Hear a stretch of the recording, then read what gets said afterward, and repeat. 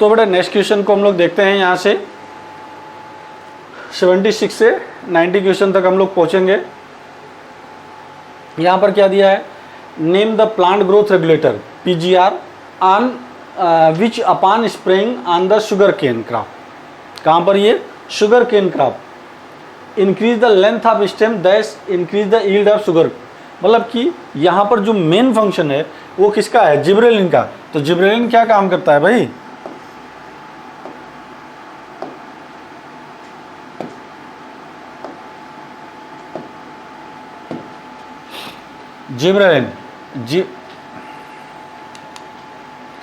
Gibberellin क्या करता है, इंटरनोड इलांगेशन का काम करेगा। जिब्रेलिन का मेन फंक्शन क्या होता है, इंटरनोड इलांगेशन। और इंटरनोड इलांगेशन का मतलब यहाँ पर क्या हो, जैसे ये शुगर केन हो गया, शुगर केन क्या हो जाएगा, जैसे ये पतला है, ठीक है, यहाँ पर ये नोड हो गया, इसका ये नोड हो गया और ये नोड हो गया, ये नोड हो गया, ये दोनों क्या होंगे, इंटरनोड होंगे, ये दोनों इंटरनोड हो गया। तो जब ये इस पर हम क्या स्प्रे करेंगे, जिब्रेलिक एसिड। तो जैसे ही जिब्रेलिक एसिड इस पर छिड़केंगे, ये क्या कर जाएगा, ये कर जाएगा, ये इसकी थिकनेस बढ़ जाएगी, थिकनेस भी बढ़ गई और ये इंटरनोड का इलांगेशन भी हो गया। या इसीलिए इसको क्या करें, जब इसकी प्रोडक्टिविटी भी बढ़ जाएगी या यील्ड भी बढ़ जाएगी। तो इसका आंसर कौन सा हो जाएगा, जिब्रेलिन। तो जिब्रेलिन क्या होता है, इसको हम लोग ऐसे भी कह सकते हैं, ये इसका मेन फंक्शन होता है इंटरनोड इलांगेशन। जैसे इथाइलिन है, इथाइलिन कहाँ नहीं काम करेगा, स्टेम वाले पार्ट पर, मतलब बेटा इसे शुगर केन पर काम नहीं करेगा। एब्सिसिक एसिड है या साइटोकाइनिन है, ये सेल डिवीजन के लिए रिस्पॉन्सिबल है, ये डार्मेंसी वगैरह के लिए, एब्सिशन के लिए रिस्पॉन्सिबल है, ठीक है ना। और ये भी एब्सिशन के लिए भी रिस्पॉन्सिबल है, ये गैसियस हार्मोन है। तो आगे नेक्स्ट ऑप्शन बेटा देखते हैं या नेक्स्ट क्वेश्चन देखते हैं। Identify the wrong statement with reference to gene I that control the ABO blood group. ABO blood group के लिए कौन सा स्टेटमेंट रॉन्ग है, कौन सा स्टेटमेंट रॉन्ग है, ये आपको ध्यान में रखना है। A person will have only 2 of the 3 alleles. A person will have only 2 of the 3 alleles. हाँ ठीक है भाई, किसी 3 एलील में से 2 ही एलील होता है भाई। किसी के पास कितने एलील हो गए, उसके पर्टिकुलर सेल में क्या होगा, 2 ही एलील होगा। When IA and IB are the present together they express same type of sugar. No, तो बेटा इसका फिर नाम कैसे एक हो जाए, इसका नाम क्या होगा, अलग अलग होता।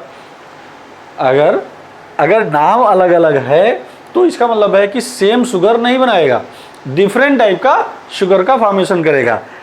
Allele I does not produce any sugar.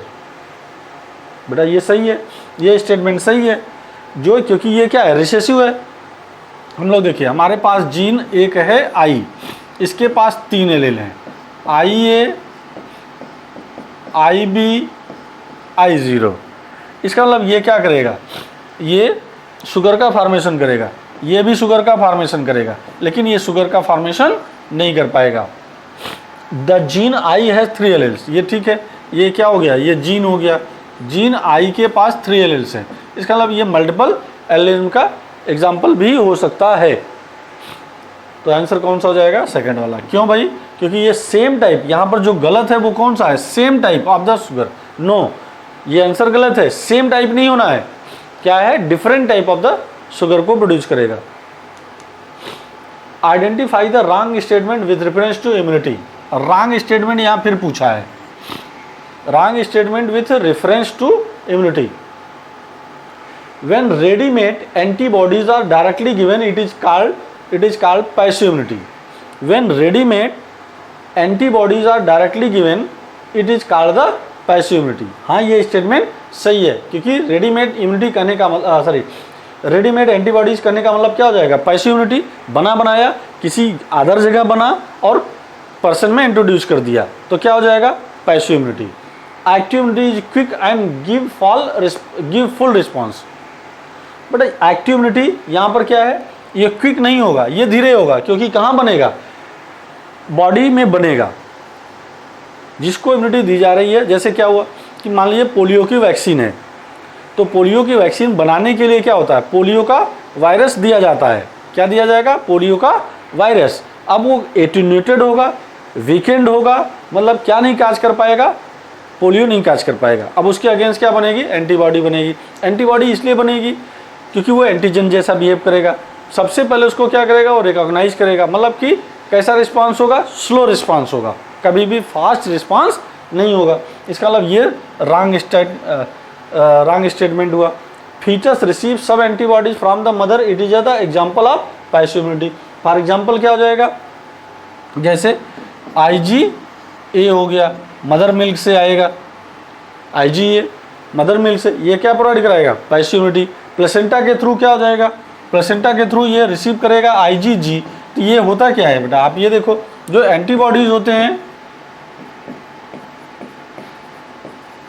ये 5 टाइप के होते हैं, जिसको हम लोग बोलते हैं IgG, IgA, IgM, IgE, IgD।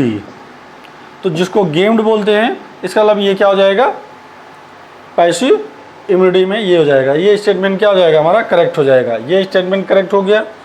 When expose to antigen living या dead, antibodies are produce in the host body, it is called active immunity. यही अभी मैं आपको एक्सप्लेन कर रहा था कि ये क्या प्रोड्यूस क्या करेगा, ये या क्या कहलाएगा या क्या काज करेगा, एक्टिव इम्यूनिटी। जब एंटीजन को क्या किया गया, इंट्रोड्यूस कर दिया गया होस्ट के बॉडी में, उसके अगेंस्ट एंटीबॉडी बनने लगेगा, तो ये एक्टिव इम्यूनिटी कहलाएगा। अब पैसिव इम्यूनिटी क्या हुआ भाई, पैसिव इम्यूनिटी कहने का मतलब हो गया कि कहीं और बने, यूज कहीं और हो, उसको हम लोग क्या कहेंगे, पैसिव इम्यूनिटी। तो ये भी स्टेटमेंट करेक्ट है। तो हमसे क्या पूछ रहा है, क्या पूछ रहा है भाई, wrong statement. The enzyme enterokinase helps in conversion of, enterokinase बहुत फेमस नाम है। ये करता क्या है, देखो यहाँ पर ट्रिप्सिनोजेन को ट्रिप्सिन में, मतलब ट्रिप्सिनोजेन कोई भी एंजाइम है, अगर उसके आगे जेन लिखा हुआ है, सफिक्स जेन है, इसका मतलब वो इनएक्टिव है, उसको एक्टिवेट करने के लिए यहाँ पर क्या है, जैसे एंटीरोकाइनेज। एंटीरोकाइनेज एंजाइम किसके पास है, ये इंटेस्टाइनल म्यूकोसल के पास है, इंटेस्टाइनल म्यूकोसा के पास है। ये कन्वर्ट करेगा ट्रिप्सिनोजेन को ट्रिप्सिन में, कैसिनोजेन को कैसिन में, यहाँ पर HCl काम करेगा, पेप्सिनोजेन पेप्सिन HCl काम करेगा, प्रोटीन इनटू द पॉलीपेप्टाइड। ये यहाँ पर बहुत से एंजाइम जिसको पेप्टाइडेज एंजाइम कहते हैं वो काम करेगा। तो हमें एंटीरोकाइनेज, एंटीरोकाइनेज क्या करेगा भैया, ये काम करेगा ट्रिप्सिनोजेन को किस में कन्वर्ट करेगा, ट्रिप्सिन में कन्वर्ट करेगा। Next question, in specific palindromic sequence, palindromic sequence का मतलब क्या होता है बेटा, जिधर उल्टा सीधा एक समान। उल्टा सीधा एक समान का क्या मीनिंग हो गया कि कोई भी सीक्वेंस है, जब हम दोनों तरफ से पढ़ेंगे तो वो क्या हो जाएगा, सेम हो जाएगा। जैसे देखिए 5' पर GGAACC है यहाँ पर। अब यहाँ पर देखो, यहाँ पर क्या है, GGTTCC, ये पैलिंड्रोमिक है। बट बेटा किसके बारे में पूछ रहा है, इको आर फर्स्ट के बारे में पूछ रहा है। तो इको आर फर्स्ट में GAA हो जाएगा, तो GAA मतलब ये आंसर ये हो जाएगा। तो GAATTC, इसका कम्प्लीमेंट्री क्या होगा, CTTAAG। हम इधर से पढ़ेंगे तो G 5' पर G है, इसके 5' पर क्या है, G है। हम इधर से पढ़ेंगे तो ये सीक्वेंस और ये सीक्वेंस, मतलब इधर से इधर का सीक्वेंस या इधर से इधर का sequence, 5' to 3', 5' to 3', same sequence है, इसलिए आप क्या बोलोगे आप इसको, इसलिए इसको पैलिंड्रोमिक सीक्वेंस बोलते हो। तो आंसर बेटा कौन सा हो जाएगा, 4th आंसर हमारा करेक्ट हो जाएगा। Match the following column and select the correct option. ठीक है, देखिए बीटी कार्टन बैसिलस थ्यूरोजेनेसिस से रिलेटेड है, तो ये 4th हो गया। एडेनोसिन डीएमिनेज एंजाइम या इसकी डिफिशियंसी, ये किस में यूज होता है, जीन थेरेपी में, ये यूज होता है जीन थेरेपी में। RNAi इंटरफेरेंस, RNA इंटरफेरेंस किससे रिलेटेड है, सेलुलर डिफेंस से, इसका मतलब ये क्या हो गया, 2nd हो गया। PCR डायग्नोसिस करने में किसका या डिटेक्शन करने में किसका, HIV के, HIV इन्फेक्शन को डिटेक्शन करने में, मतलब ये 3rd हो जाएगा। तो आइए देखते हैं 4th, 1st, 2nd, 3rd, 4th, 1st, 2nd, 3rd means 4th answer क्या हो जाएगा, ये हमारा ये करेक्ट हो जाएगा। तो कौन सा नंबर हो गया, 81 हो गया। 82 देखिए, floridean starch has a similar structure similar to, floridean starch किसके सिमिलर होगा, तो ये देखिए फ्लोरिडियन स्टार्च है क्या भाई, फ्लोरिडियन स्टार्च ये रेड एल्गी का रिजर्व फूड मटेरियल है और ये एमाइलोपेक्टिन एंड ग्लाइकोजन के सिमिलर होता है। एक्चुअली में ग्लाइकोजन जो होता है वो एमाइलोपेक्टिन के सिमिलर होता है। एमाइलोपेक्टिन क्या होता है? ये स्टार्च के दो फार्म होते हैं, एक एमाइलोज या हम लोग कह सकते हैं एमाइलेज के फॉर्म में होता है, दूसरा क्या होता है एमाइलोपेक्टिन के फॉर्म में होता है। तो जो एमाइलोपेक्टिन है और ग्लाइकोजन है, यही आंसर क्या हो जाएगा? करेक्ट हो जाएगा। अब जैसे मैनीटाल है, ये ब्लू ग्रीन एल्गी में है। एल्जिन है, उसके सेल वॉल में पाया जाएगा। लैमिनेरियन स्टार्च है, ये भी कहाँ पाया जाएगा? लैमिनेरियन स्टार्च, ये भी ब्लू ग्रीन एल्गी में है। And cellulose, starch and cellulose, ये आंसर क्या हो जाएगा? ये तीनों आंसर क्या हो गए हमारे? कट गए। करेक्ट आंसर ये हो जाएगा। Which of the following statement is not correct? कौन सा स्टेटमेंट नहीं सही है? प्रो इंसुलिन मतलब कि inactive insulin has an extra peptide bond, peptide called C. हाँ ठीक है, देखो इंसुलिन में ए और बी दो पेप्टाइड होते हैं। एक जब वो इनएक्टिव फॉर्म में होता है, इनिशियल फॉर्म में होता है, तो एक पेप्टाइड और होता है जिसको हम लोग सी पेप्टाइड बोलते हैं। और सी पेप्टाइड को रिमूव करना, सी पेप्टाइड को रिमूव करना क्या कहलाएगा? इसको हम लोग बोलते हैं मैचुरेशन ऑफ इंसुलिन। क्या बोलेंगे? Maturation of insulin. इसके बाद बेटा इसमें दिया गया है जो ए और बी पेप्टाइड बांड होते हैं आपस में डाई सल्फाइड बांड के द्वारा जुड़े होते हैं। किसके द्वारा? डाई सल्फाइड बांड के द्वारा जुड़े होते हैं। और जो जेनेटिकली इंजीनियर्ड ये eco R I Escherichia coli में बनेगा। मैन इंसुलिन या human insulin synthesised as a pro insulin. तो हमारे पास क्या कर रहा है? Not correct. यहाँ पर देखो हमारा ये स्टेटमेंट सही है, but a functional insulin has a A and B chain linked together by the hydrogen bond. यही तो गलत हो गया, हाइड्रोजन बॉन्ड नहीं होना था। क्या होना चाहिए था? यहाँ पर डाई सल्फाइड बॉन्ड होता है। कौन सा बॉन्ड होता है? Disulphide bond. अगर डाई सल्फाइड बॉन्ड होता तो ये स्टेटमेंट क्या हो जाता? करेक्ट हो जाता, क्योंकि हमसे क्या पूछ रहा है? नॉट करेक्ट पूछ रहा है। ठीक, जेनेटिकली इंजीनियर्ड इंसुलिन ये भी सही है, ये भी सही है। तो अल्टीमेटली हमारे पास आंसर कौन सा सही हो जाएगा? सेकंड आंसर करेक्ट हो जाएगा। Flipper of the penguin and dolphins are an example of. ये क्या होता है? एनालॉगस होते हैं भाई, दोनों का फंक्शन क्या है? सेम है। देखिए ये पेंगुइन क्या है? बर्ड है।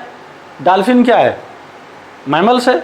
इन दोनों में फ्लिपर पाया जा रहा है। फ्लिपर का फंक्शन क्या है? स्विमिंग करना।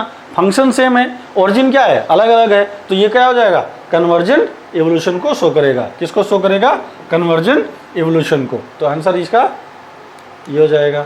विच of the following refer to the correct example of organism which have evolved due to change in environmental brought about by the anthropogenic answer. Anthropogenic का मतलब क्या होता है? ह्यूमन की एक्टिविटीज से। किसके? ह्यूमन की एक्टिविटीज से। क्या ह्यूमन की एक्टिविटीज से क्या प्रोड्यूस होगा? देखिए डार्विन फिंचेज ऑफ गैलापागोस, ये बड़ा सही नहीं है। हर्बिसाइड रेजिस्टेंट वीड, हाँ ये सही है भाई। हम लोग हर्ब्स का यूज करते हैं या हर्बिसाइड का यूज करते हैं। तो हर्बिसाइड का यूज करेंगे तो धीरे धीरे प्लांट क्या हो जाएगा? वो रेजिस्टेंट हो जाएगा। Drug resistant eukaryotes. अब जैसे ह्यूमन है, ह्यूमन में क्या किया? मान लीजिए छोटा बच्चा है कोई, छोटे बच्चे को आपने पहले शुरू से जैसे ही बर्थ हुआ आपने 50 mg की दवा दिया, तो उसके लिए अब क्या होगा? रेजिस्टेंस हो गया। आपने 100 दिया, रेजिस्टेंस हो गया। फिर धीरे धीरे एक समय ऐसा आएगा कि आप उससे कम डोज आप दोगे तो क्या हो जाएगा? उसको उसके बॉडी पर इफेक्ट नहीं होगा, मतलब वो रेजिस्टेंस हो जाएगा। तो ये सही हो गया। देखो बी सही हो गया, ए भी सही हो गया। Man created breed to domesticate animal like dog, हाँ ये सही है। इसका मतलब कि हमारा सही क्या हो गया? हम लोगों के पास जो ह्यूमन के एक्टिविटीज़ द्वारा प्रोड्यूस हुआ बी सी डी, मतलब हमारा कौन सा आंसर करेक्ट हुआ? सेकंड आंसर करेक्ट हो गया। तो आइए नेक्स्ट क्वेश्चन को देखते हैं। Identify the wrong statement with reference to transport of oxygen. Transport of oxygen, अब ऑक्सीजन सबसे ज़्यादा कहाँ पर होगा? एल्विलाई में ज़्यादा होगा। एल्विलाई में ज़्यादा होगा, कहाँ कम होगा? टिश्यू में कम होगा। तो टिश्यू में क्या चाहिए? ऑक्सीजन चाहिए। तो टिश्यू को ऑक्सीजन कब चाहिए? जब ऑक्सी हीमोग्लोबिन का डिसोसिएशन होगा। ऑक्सी हीमोग्लोबिन का डिसोसिएशन कहाँ है? टिश्यू में। लेकिन फार्मेशन कहाँ है? फार्मेशन कहाँ होगा? एल्विलाई में। तो मेरा कहने का मतलब बेटा देखिए, partial pressure of carbon dioxide can interfere with the oxygen bind, ये क्या है? यहाँ पर देखिए आपसे क्या पूछ रहा है? Wrong statement. तो ये स्टेटमेंट सही है। Higher H ion concentration in alveoli favour the formation of, no बेटा एच आयन कंसंट्रेशन का मतलब क्या होना है, एसिडिटी का बढ़ना, कार्बन डाइऑक्साइड का कंसंट्रेशन बढ़ना। एच आयन का मतलब क्या, कार्बन डाइऑक्साइड का कंसंट्रेशन बढ़ना। अब कार्बन डाइऑक्साइड का कंसंट्रेशन बढ़ेगा तो ये क्या हो जाएगा, ऑक्सी हीमोग्लोबिन का डिसोसिएशन होगा, ना कि एसोसिएशन। ये स्टेटमेंट गलत हो गया। बाकी दोनों स्टेटमेंट बेटा क्या है, करेक्ट हैं। तो चलिए नेक्स्ट क्वेश्चन को देखते हैं। The process of growth is maximum during, process बेटा यहाँ पर क्या दिया गया है, एक हम लोग ग्रोथ अगर ग्राफ देखें तो ये पहले क्या होता है, इनिशियल स्टेज में, जिसको हम लोग क्या कहेंगे, लैग फेज। ये वाला पार्ट बेटा क्या कहलाएगा, लॉग फेज। लॉग फेज को कौन सा फेज कहेंगे बेटा, एक्सपोनेंशियल फेज कहेंगे।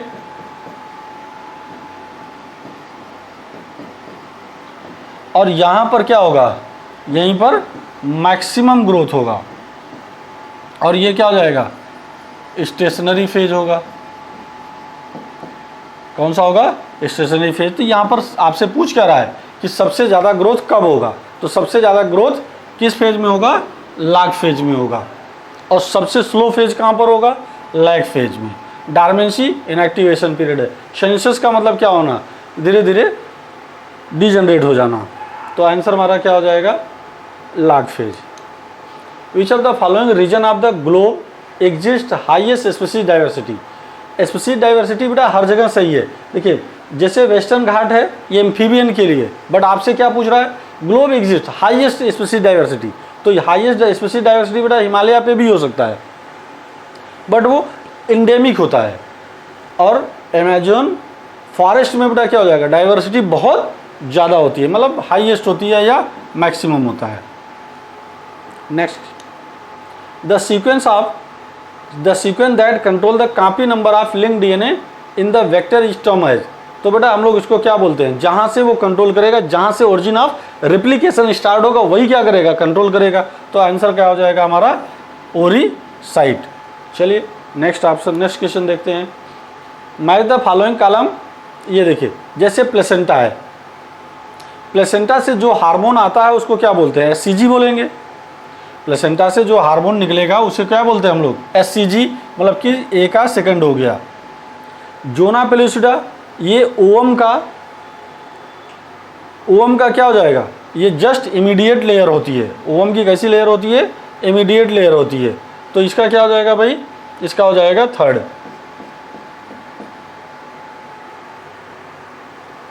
हाँ, बल्बो यूरेथ्रल ग्लैंड, ये ग्लैंड इधर चला गया है।